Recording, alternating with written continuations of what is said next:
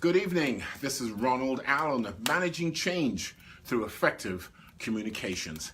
And as you can see, the communication tonight tells you that it's quite cold outside.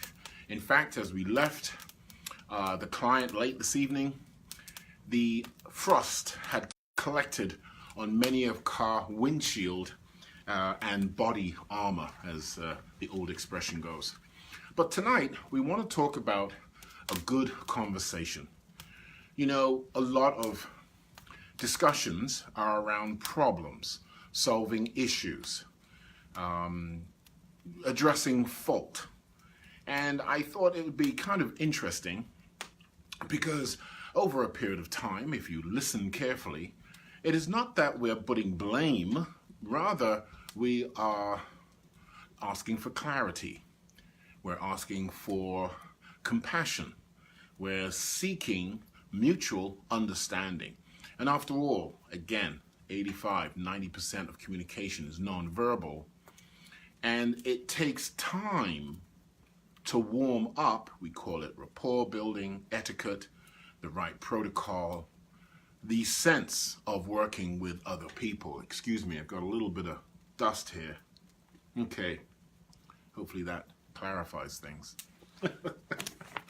So I put together 10 areas that I think can begin to address some of these challenges, can begin to answer some of the pleasantries that we have with a good conversation. I have to clear my eye, so I'm going to ask you to wait one moment, get some tissues here, and just, as they say, organically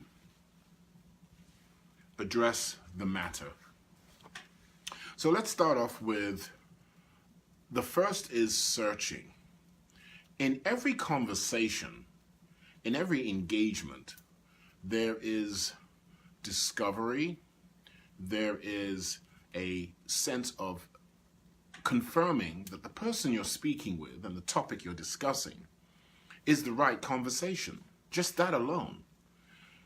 If you speak with your child, if you have and you take care of young adults, young minds, if I can use that expression. We got a few little acknowledgements here. Thank you very much. This is from Jack. Thanks, Jack, for checking in with us. We're talking about a good conversation tonight. And we're going to start off with just the concept. And if you can recognize when you do engage with someone, the first real emotion, even though you've come in search of an answer, in search of companionship, in search of support, in search of adjusting that other person's mindset, that's all around searching. We are actually engaged in the active, aggressive in some cases, and even passive, based on your personality, a searching mode. You're looking for an outcome. You're desiring a response. If we negate that, if we say, well, I don't know what that means, I don't know where that goes, think back to a couple of conversations where literally within seconds of both of you engaging, beginning to speak with each other, you realize that this conversation wasn't going anywhere. It wasn't the right person, wasn't the right time. It probably wasn't even the right issue to bring up.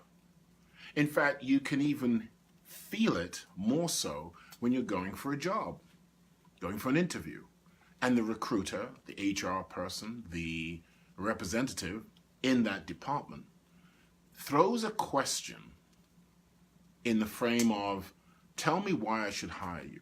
Now, I know in the parlance of engagement, we like to use those as if they're like red herrings or an opportunity to express our acumen in responding.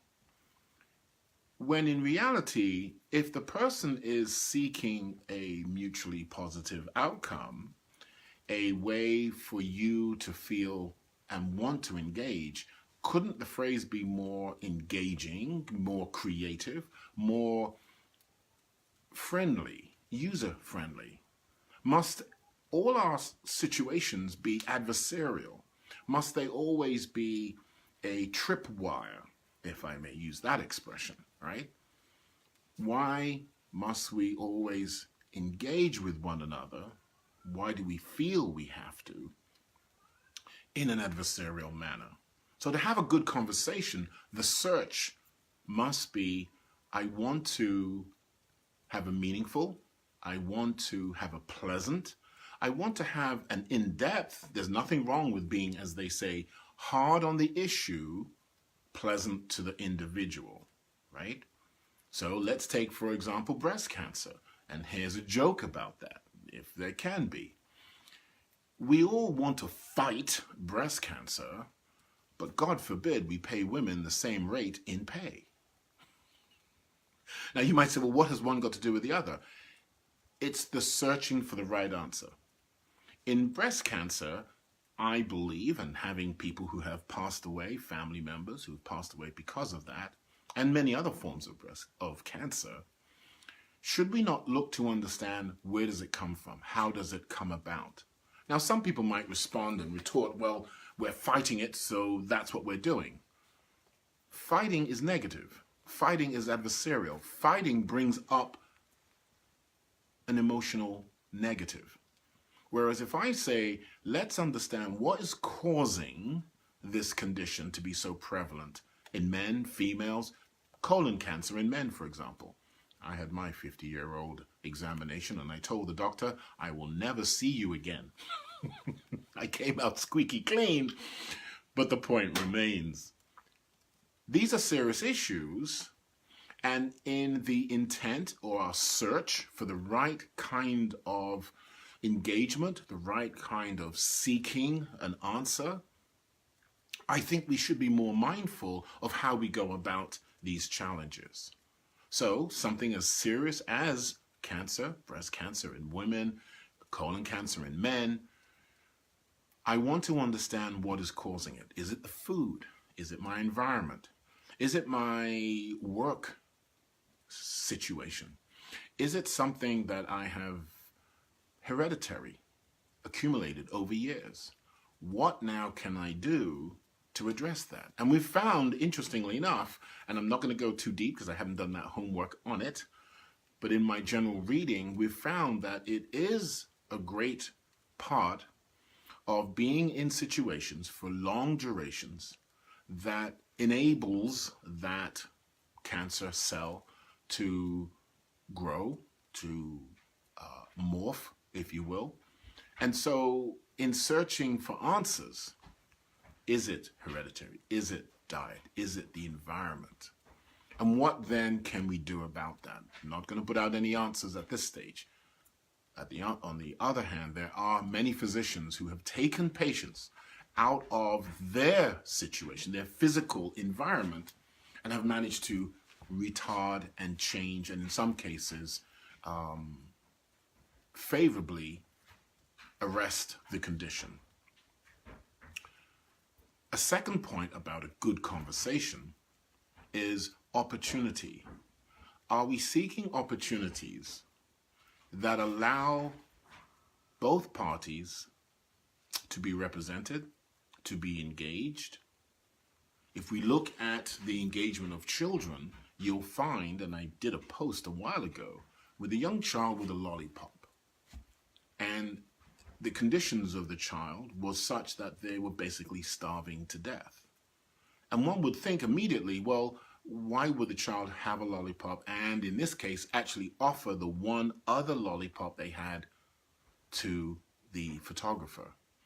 That was a natural behavior. It was a natural opportunity for that child to engage with that reporter, the photographer. Was it humanitarian? Was it a natural inclination? Was it something that the child sees as a way of addressing their own pain? Could we then learn through effective communications, through a good conversation, to give the other person a little latitude with their perspective instead of cutting them off? Ask Socratic questions, ask discovery questions, engage them, pull out the meaning of their position so that you can better open up conversation, engage with them, and say, okay, where can this go? What can we do with it? How can we mutually, how can I get something out of this as much as I want to give you? A lot of times, and I'll give you another simple example, going into the library the other day, and I was at the information table. There were a number of adults sitting by these tables that had computers on, and some were writing away and doing their research. And an older woman came over to one of the tables, and you heard this roarous voice, "Ma'am, I'm working at that table." Do we need to be so boisterous? Do we need to be so authoritarian? It's a woman going to a table. "Excuse me, ma'am, I'm working here." The moment we arrest the way we communicate, the moment we realize our tone, our intensity, our speed of delivery, these help communications to be pleasant. You don't have to be a great orator. You don't have to be a great speaker. Don't have to go to Toastmasters. Although I have, and I've got my, I think it's competent communicator level, which I find is fine. It's how we communicate. It's recognizing the environment we're in, the person we're speaking to, and again, the intent of our engagement, of our voice, of our message. So opportunity is not just to take advantage, rather it is to understand how best to approach the situation.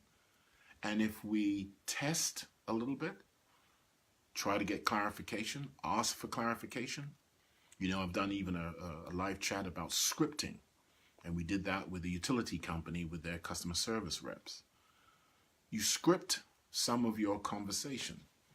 You know, in sales, there are only so many objectives to any particular given situation, sale, or service that a company offers. If you script the answer, the questions, the potential questions that a customer might ask you, you then get a feeling, you get a rhythm, you get a sense of being able to address most, if not all, the concerns that come your way. Now, wherever you are in life and whatever you do in life, it still holds true. You have to take the time to reflect, sit down and say, okay, well, I'm at City Hall and I do water bills, right? Utilities. And these are the typical concerns people have. How can I calm down the situation, allow the person to feel a little bit more resolved, despite their high intensity emotional attachment? How can I mitigate that? How can I reduce that emotional high?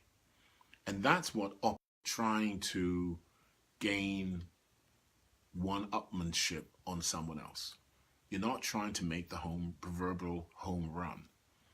You're looking to see how you can make the situation more pleasant. And that is an art all to itself. Look at the child that has a temper tantrum. I have a rather abrupt way of dealing with such situations, so there's my opportunity. I have been taught that the child does not react to try and control a situation. There are many other practitioners who have perhaps more subtle ways, and so that's my opportunity. Hope is another one. How appropriate we can jump to hope. Hope that I change. Hope that I replace that behavior. Hope is interesting because it's based on, in many cases, social upbringing, theological instruction, and how we believe things should be. And so in addressing situations, for example, stakeholders in a community looking to stop a pipeline going through their towns, which in New Jersey, you see all these signs going up, and all the way north to Alaska. It is still based on what information you have That's, in this case, federal law, state law, what communities can impose, how you might speak to stakeholders within those utility companies to minimize, if not remove, that pipeline coming through your town. What about if the neighbor is making noise and you happen to need rest on a Sunday? How do you then hope, through actions, through conversation, address that neighbor's behavior, even though it's their 16th-year-old graduation? How can you address that? So communication is absolutely crucial in everyday life, and in particular situations, we look to minimize the frustration, minimize the anger. Because as we've seen in many cases, both parties don't walk away favorably untouched. If someone shoots somebody, the person that does the shooting, in many cases, and this is in psychology, the person that's doing the shooting, and this has been even proven with police, go through a massive depression stage months afterwards. So we've ruined two families because, of course, that depression then bleeds into the family nucleus. The family that's lost the parent, the family member goes through massive depression. So that's why this kind of conversation, looking for a good communication, looking for a pleasant communication, is so important. And arresting our emotions and being intelligent to look forward by searching, by looking for the opportunity that we can all walk away with a pleasant experience, and the hope based on information that could be legally available, could be a situation within the family that you've seen. In fact, here's another example. We had a family living next to us. They've since moved. And the eldest son was definitely having emotional challenges, outwardly accosting some of the other children in the neighborhood. And yet, when I engaged him, it was more of, you're not reacting or behaving like my father. That's the impression I got. One day, he was struck by a car on the road. My wife happened to go over and help him. I happened to be just coming home. She had called the ambulance. We'd called the police. I stood over the child and said, how do you feel? What part of you is hurting? Where did the car strike you? And from that day forward, he looked at me in a very different way. Now, it might seem to most people, well, of course he would. Not really. He could have gone either way. My hope in doing that was really about, as we say, the opportunity. How can I instill in him that his past experience with men was not as abusive? And that's really the crux of the issue. So if we step back a second and look at the situations that you have experienced, when people are emotionally charged, when people behave irrational, seem to behave irrational, when people are publicly angry, do we move away and try to ignore them? If we're in a situation where we can't, how best to arrest those emotions? If you're working with someone and they're having a bad day, can you take them aside? And you don't have to be a supervisor or a manager. I'm talking about just your colleagues at work. You're having a bad day. They've had a bad start to a day. They're having a bad situation at home. The other night, this one blew me away, and the first time I've seen someone literally post their abused face and then write that the boyfriend, husband was abusing them. So immediately I was talking with my wife. I said, well, are there federal and state laws that require in a public forum that we report this? She had mentioned even in the post, I'm not going to file charges. And people tried to commiserate with her. Emotions were high, I'm sure. And from the texting, they were definitely high. How can we help an individual who seems to need, want, or not understand that there's a better way to address their situation? It doesn't have to be an assault. Yet that is the hot topic, right? That's the hot button. That makes us cringe. It certainly made me cringe because there were bruises on her face. You could see very fresh. And I guess that's why I'm kind of talking about this one today, you know? How do you have a good conversation? How do you have a good conversation when you're emotionally charged? How do you have a good conversation when someone comes in and they're really angry and pissed? I'll give you another example. Again, in a public environment, people were trying to get out. Security was definitely tight and making everybody literally take off hats and jackets. And one of the adults in the back started some profanity and started to rant and rave and say what the security people should be doing. So in my usual way, I said to the person, you know, you should write a memo to management and give them suggestions on addressing this issue. Well, a few people laughed, other people chuckled, other people were a little annoyed even from that. But the individual said, you know, I'm going to do that.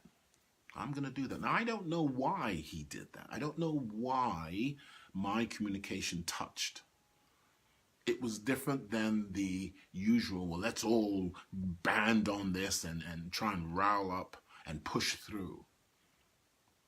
What is that in us that fails to look at the fact that this happens maybe once in a blue moon, doesn't happen that often, it's not going to change my life?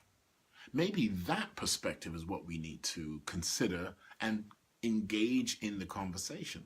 How often has this happened? Do you get a flat tire every day? Maybe you need to not buy retreads, you know?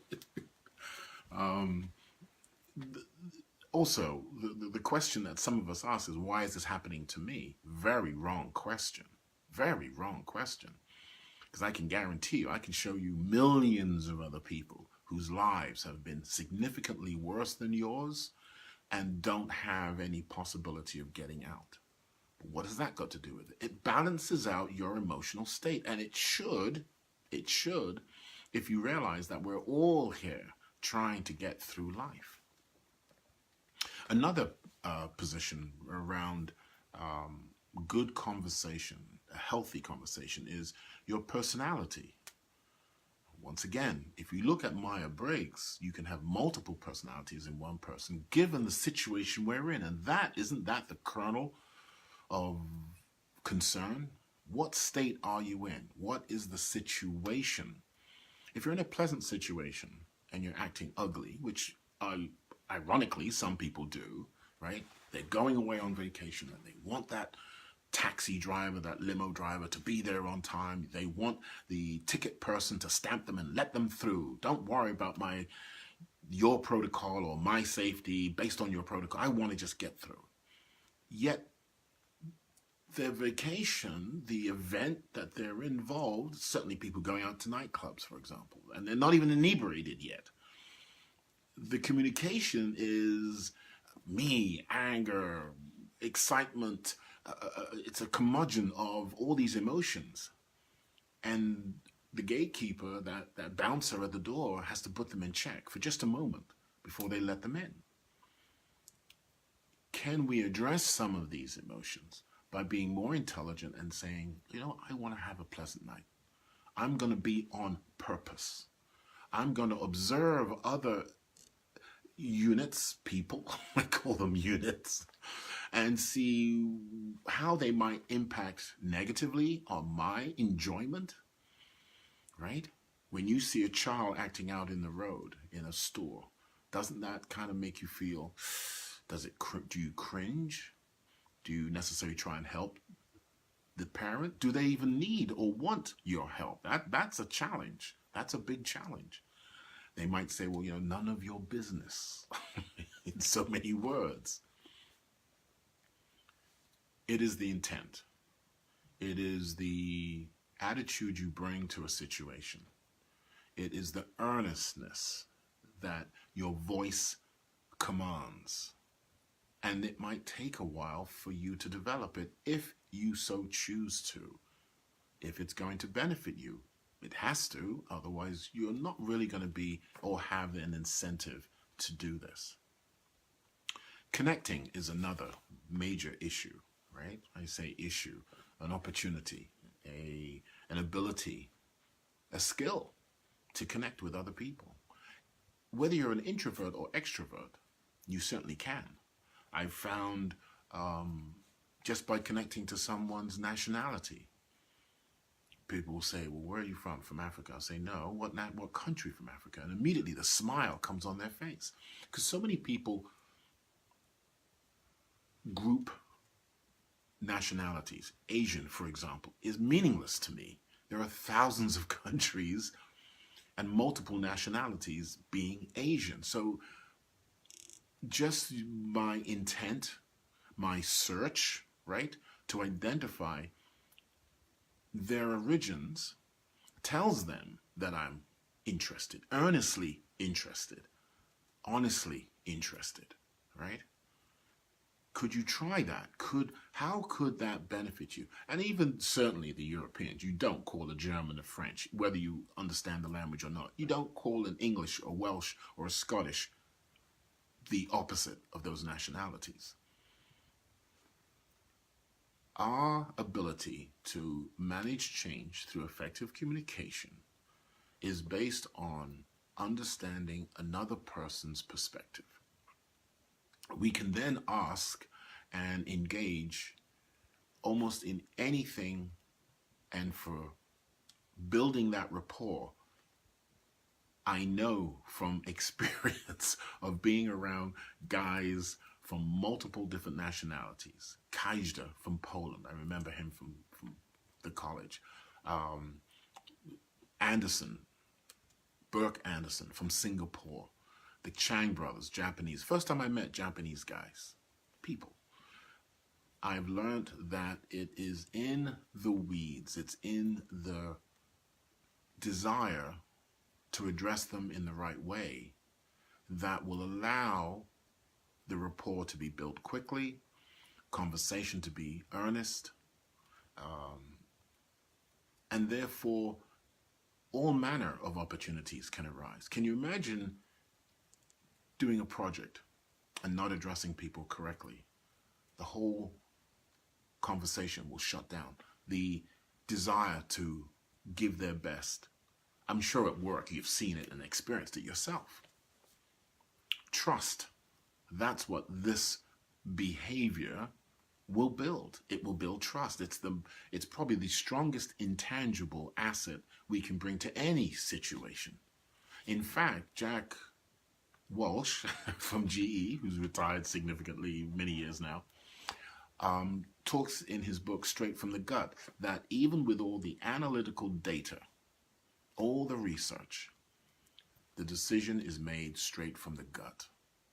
And many executives will express that same emotional feeling. Is this person being earnest? Are they really trying to help, or are they just simply trying to get over? And I think we all experience that on a daily basis with everyone that we engage with. And unfortunately at work, it's almost I have to because this is my job. And that really is the beginning of the end. The conversation, the desire to contribute, the belief in one another and your associates, you become suspicious. So now the conversation is, you're being protective. You're going to act in a protective way, and rightfully so. So tonight's discussion about having a good conversation is a lot more serious than you might think. And I'll close up with this. Think of comedy. We go to comedy clubs, we listen to it on the telly. We might even watch, I think it was, oh my goodness, her name just ran right, Lucille Ball. These people, these comedians, work incredibly hard and in many cases are emotionally challenged to come up every day and bring fresh material and bring their soul to bear to make us laugh. We don't have that challenge at work. We don't need to have that challenge at work. I submit to you, though, what if you studied comedy a little bit? Find out the nuances, the way that telling a joke can generate trust, that can generate engagement, that can generate a good conversation. Check it out. Charlie Chaplin, Eddie Murphy, Jim Carrey, Whoopi Goldberg, and many others. The art of comedy is good conversation. This is Ronald Allen, managing change through effective communications. You know where to find me.